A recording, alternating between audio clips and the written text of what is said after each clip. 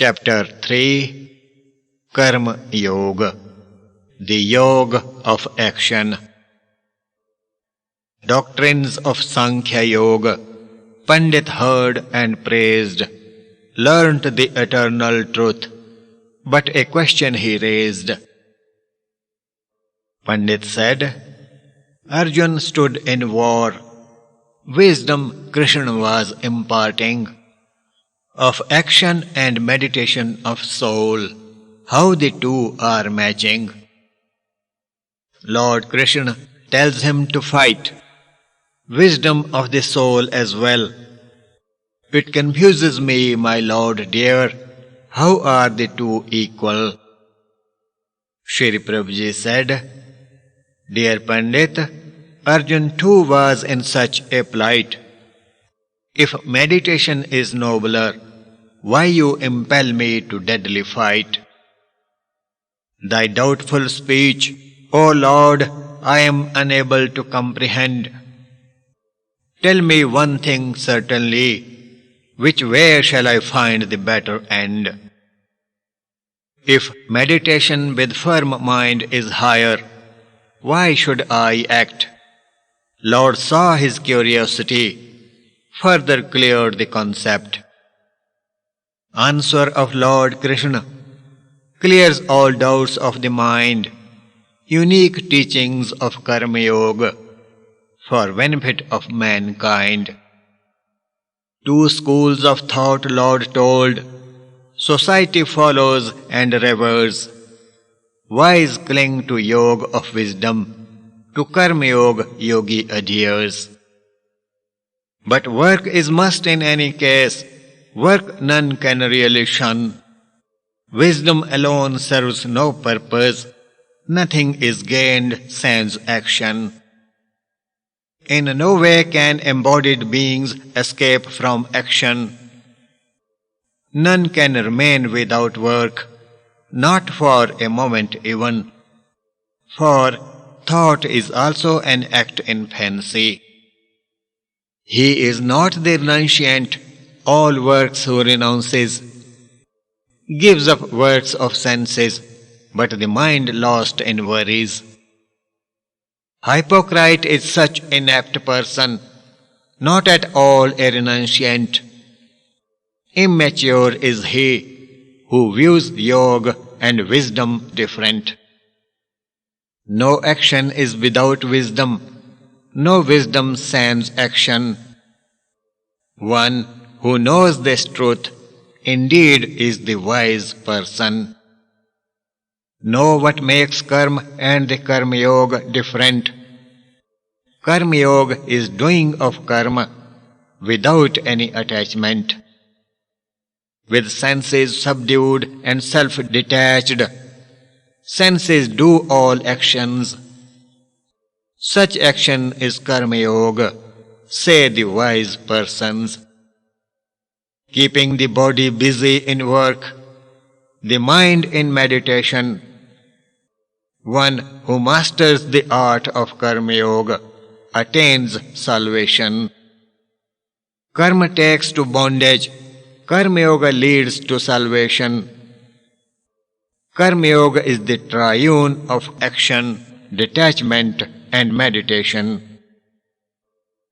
Karma Yoga of the Gita, Shri Prabhuji here made clear. Pandit was highly grateful, greatly pleased to hear. Shri Prabhuji said, I will tell you again the view of Lord Krishna. Lord explicitly declared, nothing is attained sans karma. Never shun karma, perform the prescribed duty always. Work is higher than giving it up, Karma Yoga so conveys. Dispassionately and wisely, all karmas thus performed, sans desire of fruit. Form of karma then gets transformed. The karma thus becomes yajna. Desires come to end. If desire for the fruit persists, then life is bound. Karma Yoga is Yajna. Lord in the Gita declared, Yajna is the work wherein God is remembered. Without any attachment, the creation is created by God. The creation is a form of Yajna, the Karma Yoga of Lord. Lord Krishna points out, whatever work one performs, in form of Yajna it must be, Karma Yoga that becomes. In Yajna of Karma Yoga, the 5 gods attain prominence. The Gita describes these as the prime elements. The 5 elements are the gods. These must develop along. When these remain pure, all become healthy and strong. Let all keep the gods pure. With prosperity they shall bless. Work for mutual good thus shall bring bliss to the universe. Lord further tells, by grace of the gods whatever is produced, that should be shared, not to be selfishly consumed.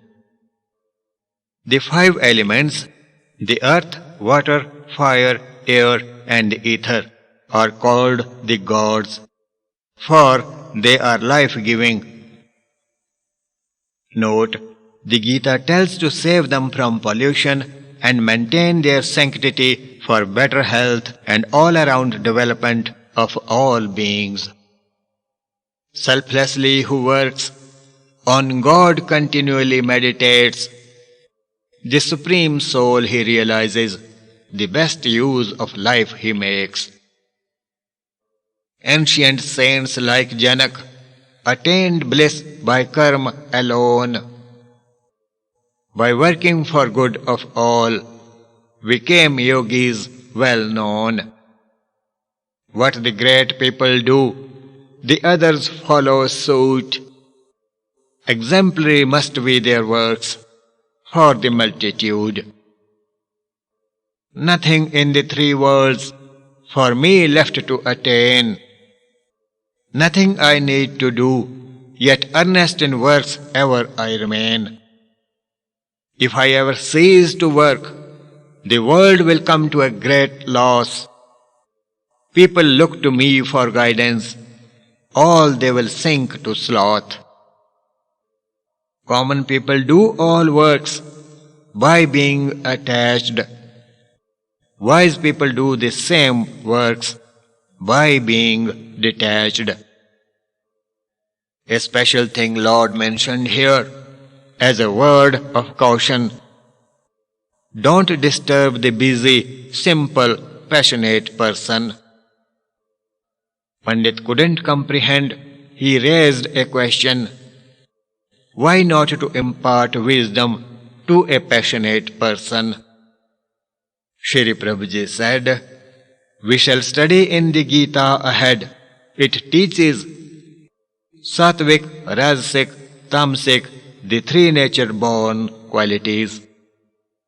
The 3 qualities reign the world. Helplessly one works. It is duty of dispassionate not to distract passionate hearts. Nature compels one to work.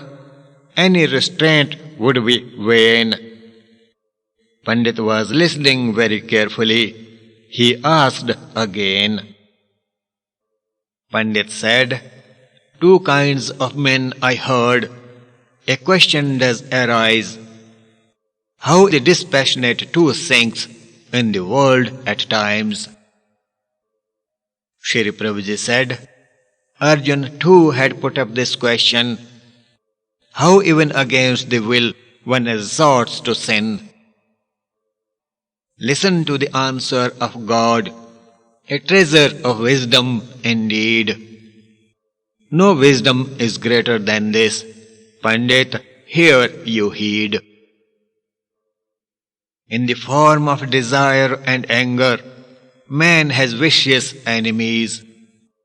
They beguile the wise even, compelled to commit contrary deeds. Desire overcomes the senses, corrupts the mind and sways, drags the intelligence too, renders all helpless like slaves. Helpless one becomes, wise too delude at the moment. Lord shows the way of salvation, here with mind intent. Senses are superior to body, greater than senses is mind, Paul. Higher still is intelligence, the highest is soul, ruling all. Restrain the senses first, thus wavering mind is restrained. Overcome intelligence then, by meditation peace is attained. To God when one clings, desire and anger pass away.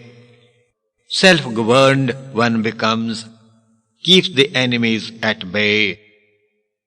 By samadhi one sees God, he is beyond earthly intelligence. Such person is great indeed, buddhi yogi who becomes. Arjun, restrain senses, nerve thy heart, rise from passion. Strengthen thyself and fight, pierce this inglorious illusion. Vanquish thy doubts and foes, perform thy duty, hero, slay. Passions for fond figures that haunt thee, all would betray. Pandit heard all and said, My Lord, just hold. A doubt grew in my mind on hearing what you told. Quite hard I find to be buddhi yogi, but one must. How to restrain the senses and overcome the lust? Pandit was right. Shri Prabhuji answered the question. The Gita elaborates this yoga further in the next lesson. Thus ends the Upanishad of the celestial song, the knowledge of God realization, the scripture of yoga, the dialogue between Lord Krishna and Arjuna named Karma Yoga, the yoga of action.